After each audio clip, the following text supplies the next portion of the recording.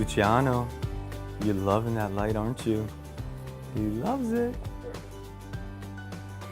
I'm Michael Barbaro, and I live in New York City. I'm the proud single dad of this little guy, Luciano, and his brother Giovanni, who's sort of sleeping.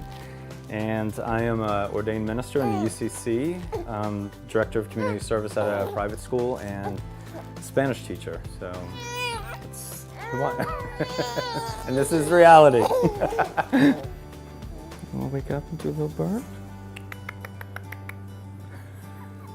He's out.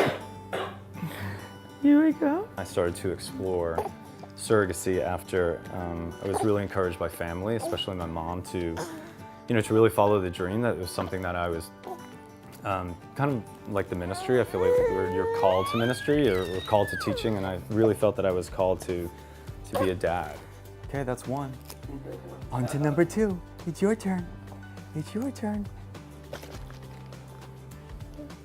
Domestic surrogacy was a better fit for me. So signed with an agency on June 1st of last year, and here we are with twins.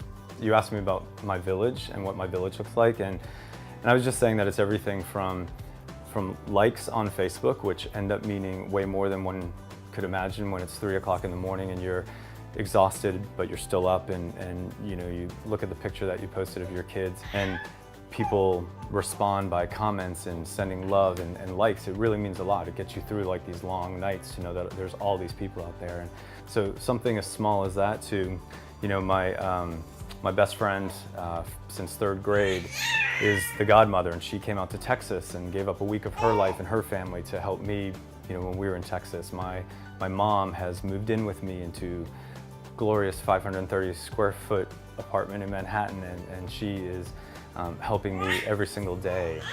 Parents at school, friends, people who have come forward on Facebook.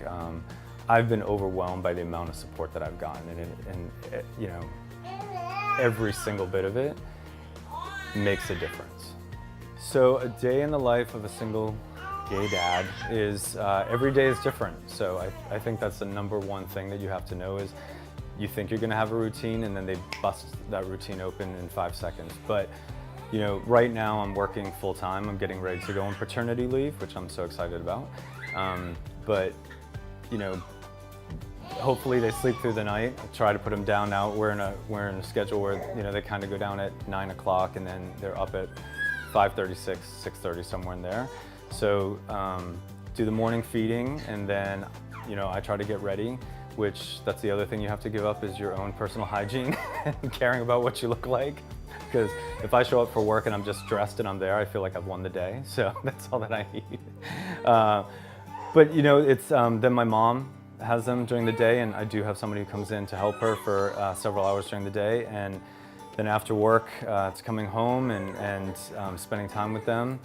You asked me what the most surprising thing is, and I would say two things. One is just how surreal the whole experience is. There's moments where you kind of forget that you're a dad, and then the pharmacy calls and they'll say, we have something for Giovanni. Who's that? And I'm like, that's my son.